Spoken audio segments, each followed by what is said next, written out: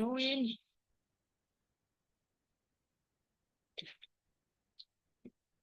Assalamualaikum warahmatullahi wabarakatuh.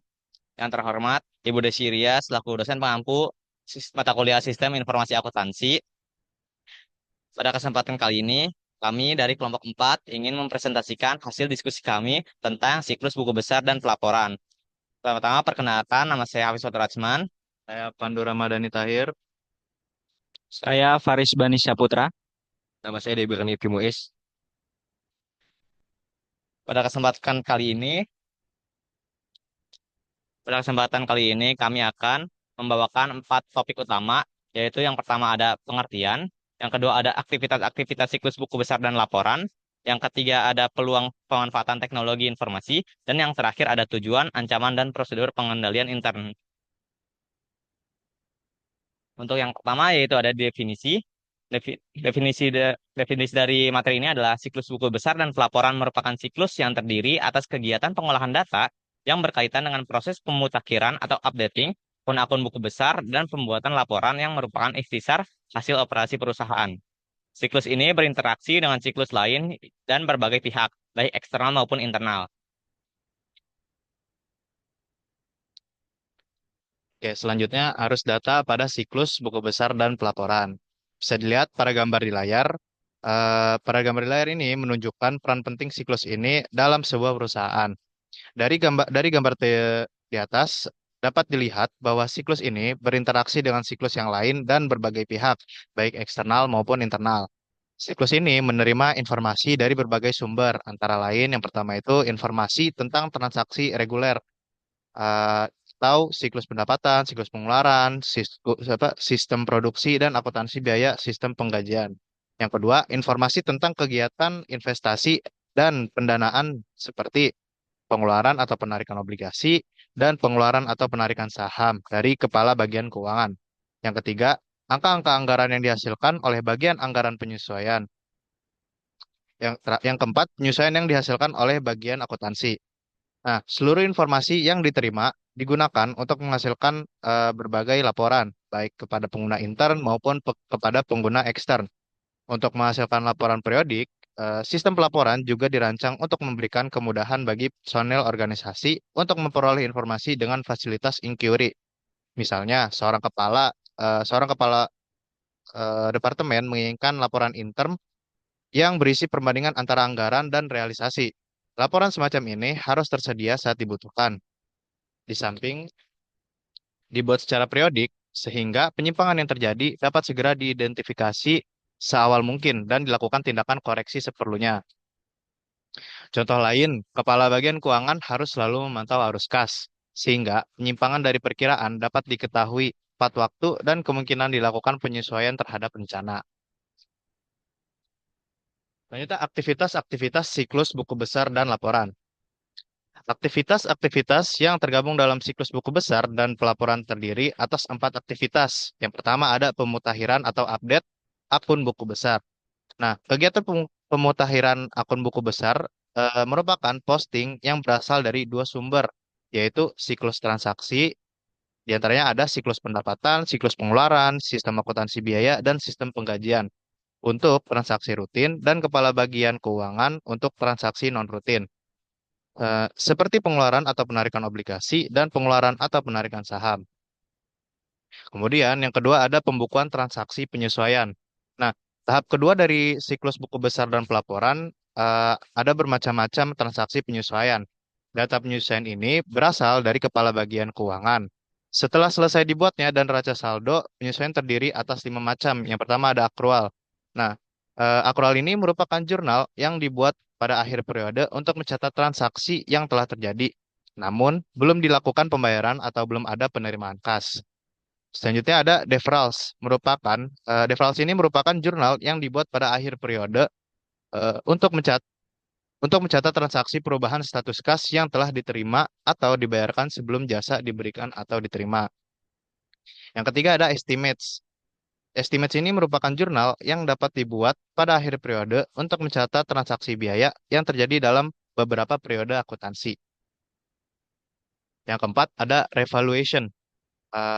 Jurnal atau jurnal yang dibuat pada akhir periode untuk mencatat selisih antara angka yang tercatat dan angka dari hasil perhitungan fisik aktiva atau sebagai akibat perubahan kebijakan akuntansi yang dilakukan. Yang terakhir ada corrections. Correction ini jurnal yang dibuat pada akhir periode untuk mencatat koreksi kesalahan dalam akun-akun buku besar.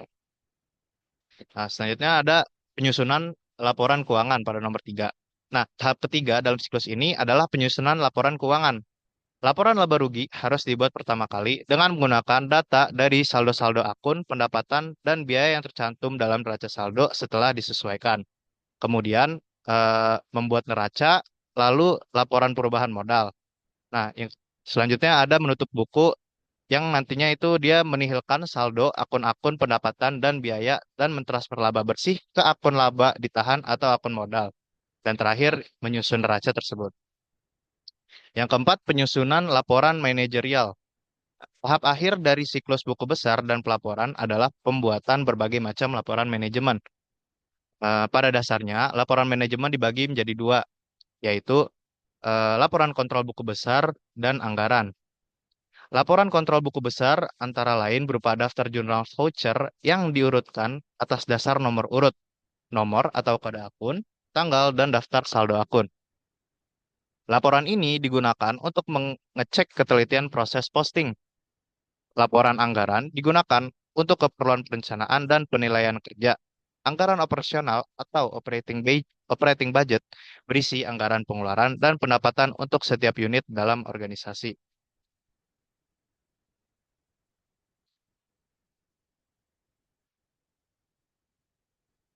Baik, untuk selanjutnya yaitu ada peluang pemanfaatan teknologi informasi. Penggunaan teknologi informasi memberikan peluang bagi peningkatan efisiensi siklus buku besar dan pelaporan dalam hal yang pertama itu ada ketepatan waktu pemutahiran buku besar. Jadi, sebagaimana yang kita ketahui bahwa sistem informasi akuntansi modern seringkali eh, menggunakan pemrosesan online untuk pemutakhiran atau akun pembantu pada saat terjadinya transaksi. Pemutakhiran yang segera semacam ini menyebabkan catatan buku pembantu selalu menunjukkan informasi terkini dan dapat memperbaiki kualitas pembuatan keputusan. Sebagai contoh, pemutakhiran saldo akun piutang kepada seorang pelanggan tertentu segera terjadi setelah terjadinya transaksi penjualan, akan memberikan kemudahan pembuatan keputusan tentang perlu tidaknya memberikan tambahan batas atau jatah transaksi penjualan kredit atau kepada pelanggan tersebut. Kemudian yang selanjutnya ada proses pembukuan tahunan. Proses penutupan buku tahunan pada umumnya perusahaan diuntungkan dengan ditemukan dengan cara baru yang mempercepat proses penutupan buku bulanan.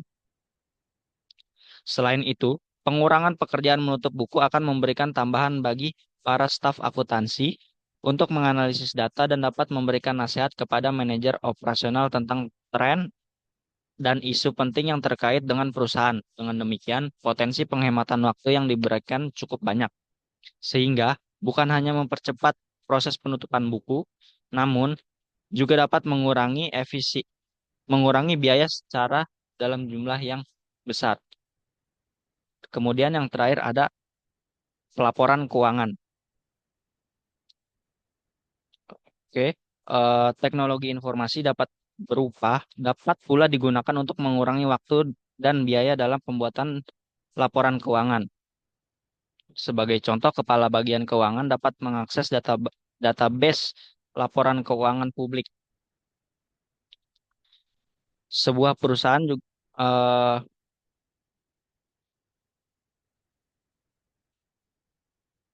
demikian pula dengan formulir atau peraturan pajak yang dapat diakses dari kantor pajak melalui internet. Sebaliknya, dalam sebuah laporan keuangan perusahaan dapat tersedia bagi publik melalui internet. Selain itu, software seperti spreadsheet dan grafik juga dapat memperbaiki proses pelaporan keuangan dengan cara memudahkan pembuatan grafik untuk memberikan penekanan pada elemen-elemen yang memerlukan perhatian dan kajian khusus. Namun demikian, pemanfaatan analisis grafik sangat bergantung pada akurasi perancangan grafik tersebut. Perancangan grafik yang tepat harus menghasilkan kesimpulan yang sama dengan kesimpulan yang dibuat dari hasil analisis informasi non-grafik atau yang dijadikan baris pembuatan grafik tersebut.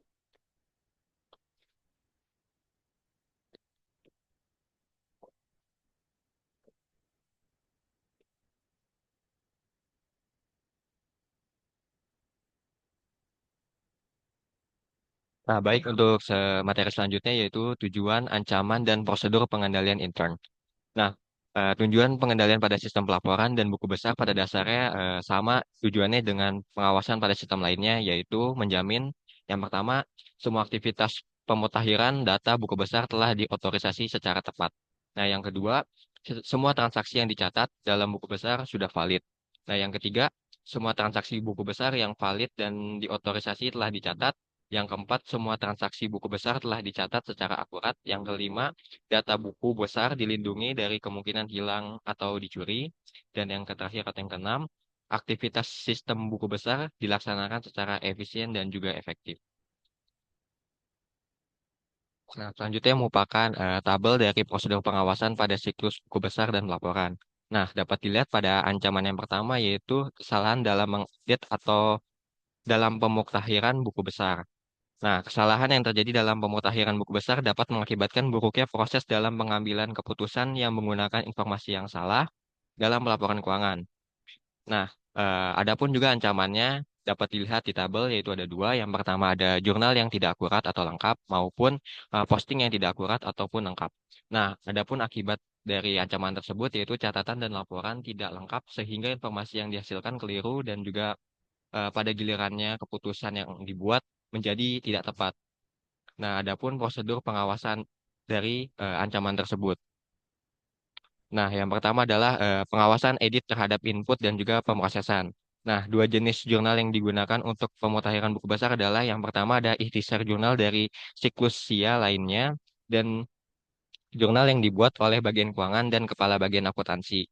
Jurnal yang pertama merupakan output dari serangkaian tahap pemrosesan yang masing-masing merupakan subjek bagi berbagai prosedur pengawasan aplikasi yang dirancang untuk menjamin akurasi dan juga kelengkapan data. Nah, konsekuensinya, pengawasan utama edit input bagi ikhtisar jurnal ini mencakup pengecekan tanggal untuk menjamin bahwa transaksi tersebut merupakan transaksi yang terkini dan juga belum diposting.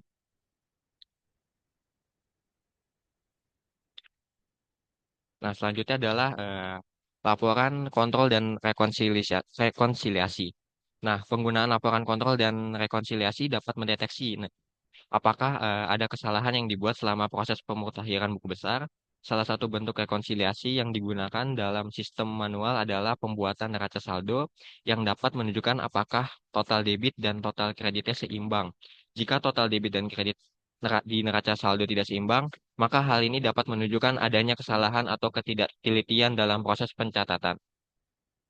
Nah, selanjutnya adalah ancaman dari akses ke buku besar secara tidak sah. Nah, akses ke buku besar oleh karyawan yang tidak berhak dapat berakibat data yang bersifat rahasia bocor ke tangan pesaing ataupun merusak validitas data buku besar. Akses semacam ini juga dapat menciptakan peluang untuk melakukan pencurian terhadap data aktiva. Oleh karena itu, perusahaan perlu memiliki sistem pengawasan yang memadai untuk mencegah akses ke buku besar secara tidak sah.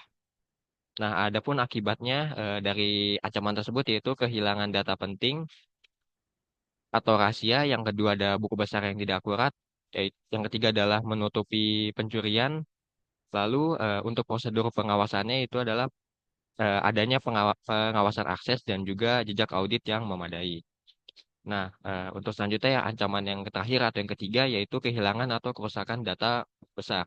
Nah, buku besar sendiri merupakan sebuah komponen kunci dalam sistem sebuah informasi akuntansi sebuah perusahaan. Oleh karena itu, perusahaan perlu nih menetapkan prosedur pembuatan cadangan data atau backup dan prosedur pemulihan untuk melindungi data dari buku besar itu sendiri. Nah, adapun ancamannya, adapun akibatnya yaitu kehilangan data dan juga kehilangan aktiva atau kas. Nah, untuk prosedur pengawasannya yang pertama dapat dilakukan prosedur backup. Nah, prosedur backup sendiri ini terdiri dari penggunaan label file eksternal, internal, dan eksternal. Lalu juga ada pembuatan cadangan secara reguler maupun atau teratur terhadap data buku besar itu sendiri. Nah, yang kedua, adanya rencana pemulihan kerusakan. Rencana pemulihan bencana yaitu disaster recovery planning juga penting dengan meningkatnya ketergantungan perusahaan terhadap ADI, EFT, dan internet untuk melaksanakan aktivitas bisnis harian. Tidak ada satupun perusahaan yang dapat survive untuk jangka waktu yang lama jika komputernya tidak dapat berfungsi dengan baik. Dengan dimilikinya rencana pemulihan bencana ini, maka sebuah perusahaan yang mengalami bencana dapat segera melaksanakan aktivitasnya secara normal dalam beberapa hari setelah mengalami bencana tersebut.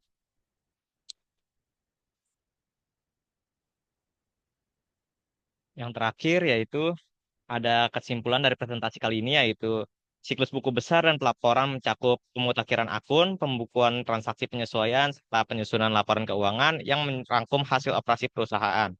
Dengan memanfaatkan teknologi informasi, siklus ini dapat dilakukan lebih efisien, akurat, dan tepat waktu, khususnya dalam pelaporan dan penutupan buku besar, buku bulanan. Tujuannya adalah memastikan validitas, akurasi, dan keamanan data, serta efisiensi proses. Pengendalian internal diperlukan untuk melindungi sistem dari ancaman yang dapat mengganggu keandalan data dan operasi. Sekian presentasi dari kelompok kami, kurang lebihnya mohon maaf. Wabillahi taufiq wal hidayah. Wassalamualaikum warahmatullahi wabarakatuh.